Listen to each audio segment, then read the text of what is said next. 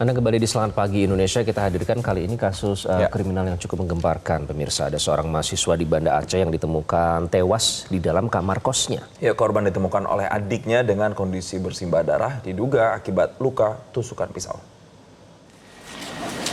Mahasiswa asal Aceh Barat berinisial D, 20 tahun menjadi korban pembunuhan yang dilakukan oleh ZF berusia 20 tahun saat berada di dalam kamar kosnya di kawasan Jelingke, Kota Banda Aceh, Provinsi Aceh pada Sabtu siang. Pelaku yang merupakan warga Kecamatan Pedada, Biren, ditangkap pada Minggu 20 Oktober di asrama mahasiswa Pedada, Kecamatan Biren di Banda Aceh, sehari setelah peristiwa pembunuhan. Polisi telah mengamankan barang bukti dari pelaku berupa 1 unit sepeda motor, sepasang baju, helm pelaku, telepon seluler korban, dan pisau dapur.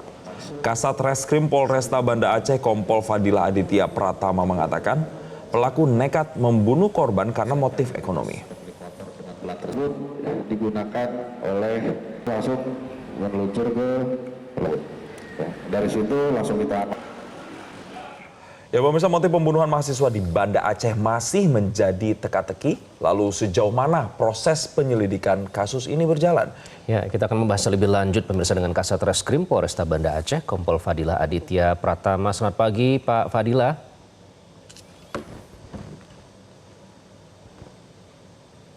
Selamat pagi Pak Fadilah, sudah mendengar suara kami? Baik, kita akan kembali sapa Kasat Reskrim Polresta Banda Aceh Kompol Fadilah Aditya Pratama karena ini memang pelaku sudah tertangkap dan korban ini 20 tahun. Pertama kali Jason ditemukan oleh adik kandungnya, ditemukan dengan sejumlah luka tusukan. Ini menjadi pertanyaan, apa sebenarnya motif dari pembunuhan mahasiswa yang dilakukan di kamar indekos ini. Betul, dan kalau untuk informasi sementara yang didapatkan adalah ada motif ekonomi di sana, tapi motif ekonominya spesifiknya karena apa itu juga belum dijelaskan, yang nanti akan kami coba konfirmasi. Tapi ada beberapa barang bukti, Iqbal, yang kemudian sudah diamankan oleh pihak kepolisian. Ada sepeda motor tadi, sepasang unit baju dan juga helm milik pelaku yang sudah disita oleh pihak kepolisian. Dan ini gambar yang kita saksikan bersama, ini adalah visual dari pelaku ZF ya? ZF yang berusia juga 20 tahun. Oke. Dan tersangka, ini kami dapatkan informasinya bahwa ia mengaku telah menghabisi korban. Nanti kita akan konfirmasi lagi. Hal itu dilakukan karena ia takut ketahuan oleh korban pada saat akan mencuri ponsel yang ada di kamar kos tersebut. Untuk mengetahui informasinya lebih lanjut, kita akan mengkonfirmasinya dengan Kasat Reskrim Polresta Banda Aceh, Kompol Fadilah Aditya Pratama. Pak Fadilah, selamat pagi Pak Fadilah. Ya, selamat pagi Mas. Baik, bagaimana update penyidikan sejauh ini Pak? Pelaku sudah tertangkap, apakah sudah bisa dirilis? Apa motif pelaku ini melakukan pembunuhan? Iya, baik. Jadi kami dapat jelaskan bahwa kemarin Minggu dini hari kita telah melakukan penangkapan terhadap pelaku yang diduga melakukan tindak pidana pembunuhan terhadap korban yang di dalam kos ya. Jadi memang dari saksi dan petunjuk yang kami dapat dari hasil penyelidikan bahwa memang korban ini pada pagi hari itu tidur gitu loh bersama adiknya di dalam kosnya. Namun pada sekitar pukul 9 atau pukul 10 adiknya sempat keluar ke rumah saudaranya. Jadi kakaknya ditinggal tidur di kos itu sendirian gitu. Nah ternyata pelaku ini datang sekitar pukul 10 ingin mencoba mencuri handphone yang di dalam kamar kosnya, namun handphonenya ini ada di lengannya ya, di lengan si korban gitu, seperti tergeletak di lengan korban. Karena takut jika handphone ini diambil, terbangun dan melakukan perlawanan, akhirnya kebetulan juga si pelaku ini melihat ada pisau, memang pisaunya memang yang ada di dalam kos gitu ya, memang punya mereka di situ gitu. Akhirnya mengambil sebilah pisau, akhirnya menghilangkan dulu nyawanya dengan menikam sebanyak 3 kali ya, 2 di leher dan 1 di bahu sebelah kanan. Tuh, ya, akhirnya korban meninggal dunia di tempat dan pelaku sempat melarikan diri. Memang latar belakang dari motif si pelaku itu dia ingin pulang kampung pada hari itu, tapi dia tidak memiliki uang. Karena di pagi harinya juga hari itu sebelumnya dia sempat ke rumah neneknya, saudaranya di wilayah Kaju, memang untuk minta uang ingin pulang kampung. Tapi karena tidak dapat di situ, akhirnya dia berpikir untuk ke kosnya si korban ini. Oke, Pak Berikutnya Fadila, artinya kami tegaskan lagi hubungan antara pelaku dengan korban ini mereka sudah saling kenal, dan kedua apakah ketika sebelum melakukan pembunuhan ini ada upaya dari pelaku misalnya meminta uang lewat chat mungkin yang ditemukan di handphone korban atau di telepon seluler korban? Iya, jadi sebenarnya justru malah pelaku ini dengan korban ataupun dengan adiknya korban itu tidak mengenal secara dekat ya, karena ada perantara kawannya lagi. Ada seseorang yang bernama Ezi, itu adalah satu kampungnya si pelaku. Nah, eh, ternyata juga pernah satu sekolah dengan adiknya korban. Pelaku itu di tahun lalu pernah diajak oleh temannya itu namanya Ezi main di kosannya itu. Beberapa kali lah dia datang ke situ untuk biasalah untuk ngobrol dan bermain, namun tidak kenal secara intens gitu. Jadi hanya dibatas bertemu saja di tahun lalu. Mungkin di hari kemarin kejadian dia tidak ada kemana-mana lagi, teringat hanya ada satu atau dua orang yang pernah dia temui di kosan itu, langsung dia berinisiasi sendiri berpikir untuk bisa dapat handphone yang nantinya rencana akan digadai atau dijual. Nanti hasilnya dapat uang untuk pulang kampung. Itu Mas. Pak, ini kan usianya 20 tahun, artinya masih muda, hampir sama dengan, Iya. atau mungkin sama dengan korban ya. Pertanyaannya Pak, kalau memang untuk pulang kampung dan ada rencana untuk mengambil ponsel, apa yang membuat pelaku ini gelap mata Pak dari hasil wawancara dengan pelaku? Iya, memang kami setelah lakukan interogasi, dia cukup tenang ya, dan memang dia menyadari ya, dia melakukan itu. Dan diakuinya juga. Namun ini terkait bagaimana secara personal ataupun kejiwaannya, mungkin nanti kami akan mencoba melakukan pemeriksaan ahli dengan psikologi ya. Namun yang pasti ini bukan tidak ada gangguan jiwa ya, tetapi dengan sadar gitu loh. Tapi kan secara psikologi pasti ada karakteristik orang seperti yang biasa saja ingin melakukan pembunuhan gitu. Sampai akhir kemarin pun dia menyesali, tapi mungkin secara perilaku atau secara mimik wajah ya seperti biasa aja. Pak Fadila, pelaku ini kemudian ditemukan atau diamankan 24 jam setelah kejadian. Ini pada saat diamankan, posisi pada saat itu pelaku sedang di mana, Pak? Pelaku sedang berada di dalam kosnya dia di wilayah, masih satu wilayah di Banda Aceh juga. Dia ngekos bersama abangnya juga.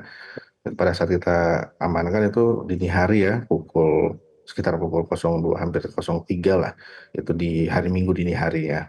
Ketika kita amankan, karena memang terbukti dia dengan ciri-ciri yang sempat kita lihat di CCTV ya, CCTV sebelum arah ke kos itu, dia menggunakan motor hijau, dan barang bukti yang sudah kita amankan dengan pakaian yang dia gunakan sesuai gitu, dan dia juga mengakuinya Oke, sedang alat yang tidur. digunakan untuk membunuh itu didapat dari mana Pak?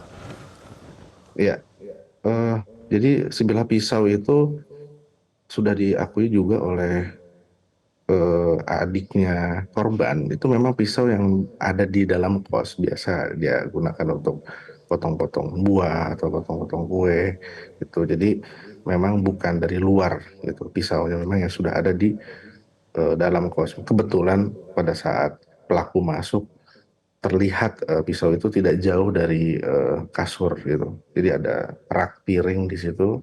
Dia melihat ada pisau, tiba-tiba berpikir untuk saya menghabisi dulu korban ini supaya nggak ketahuan mau mencurinya. Oke. Demikian.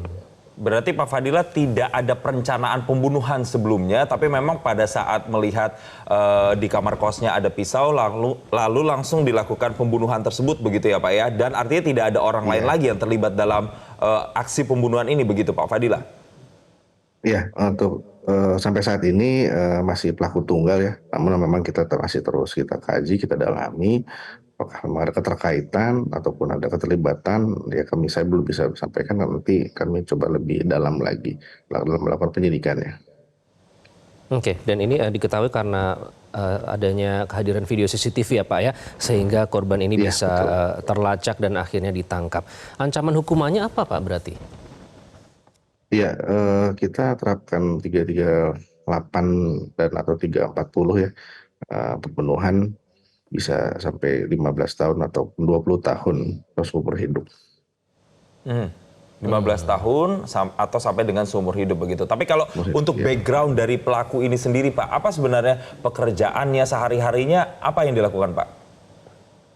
Sehari-harinya, jadi dia sudah selesai sekolahnya di tahun lalu ya. Nah, sampai sekarang dia masih ada di Banda Aceh, karena dia kan sebenarnya bukan orang Banda Aceh ya, dia dari luar kabupaten di Biren, sambil mencari pekerjaan. Dan menurut pengakuan dari si pelaku, rencananya akan ikut CPNS dia, begitu, di tahun ini.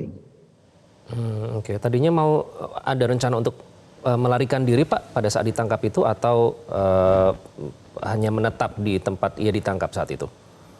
Iya, jadi setelah kami temukan di handphonenya, jadi sebenarnya dia setelah melakukan pembunuhan itu, selang beberapa jam dia sempat monitor berita-berita online, mengetahui ternyata korban yang dia tusuk meninggal gitu. Dan eh, dia mencoba mengalihkan, karena kami ketemu ada grup di chatnya di handphonenya itu, bahwa yang meninggal ini karena perihal lain gitu, karena dia mencoba mengalihkan perhatian publik ataupun masyarakat mungkin, atau paling tidak yang grup yang ada di chatnya itu seolah-olah ini bukan karena dibunuh oleh dia gitu, tapi karena ada berbagai hal lah, karena memang diduga sempat abangnya ini kemarin semalam sebelumnya sempat main futsal begitu.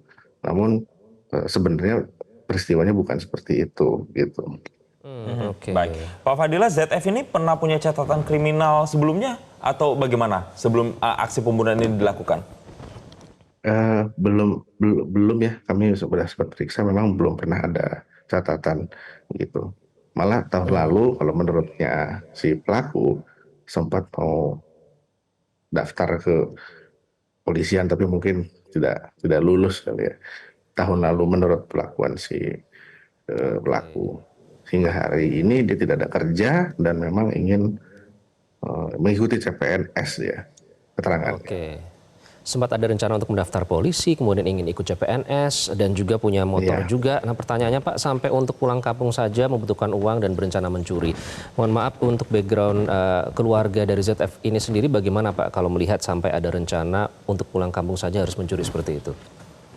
Iya, betul apa yang kita kira, kan kita duga, berarti memang jelas secara intinya memang ini lebih kepada motif ekonomi gitu. Karena dia sudah lama, menurut keterangannya dia sudah lama, sudah sekian bulan, mungkin dari awal tahun itu belum pulang. Dia ada keinginan ingin pulang tapi tidak memiliki uang gitu loh. Makanya di hari itu pun di paginya dia juga sempat ke rumah neneknya yang masih di wilayah Banda Aceh juga untuk minta uang untuk pulang kampung, namun dia tidak dapat uang itu di sana gitu. Dia lebih utamanya motifnya lebih ke ekonomi murni gitu. Baik, terima kasih atas konfirmasinya bersama kami. Kali ini Kasat Reskrim Polresta Banda Aceh Kompol Fadilah Aditya Pratama di Selamat Pagi Indonesia, dan selamat kembali melanjutkan aktivitas. Jelajahi cara baru mendapatkan informasi. Download Metro TV Extend sekarang.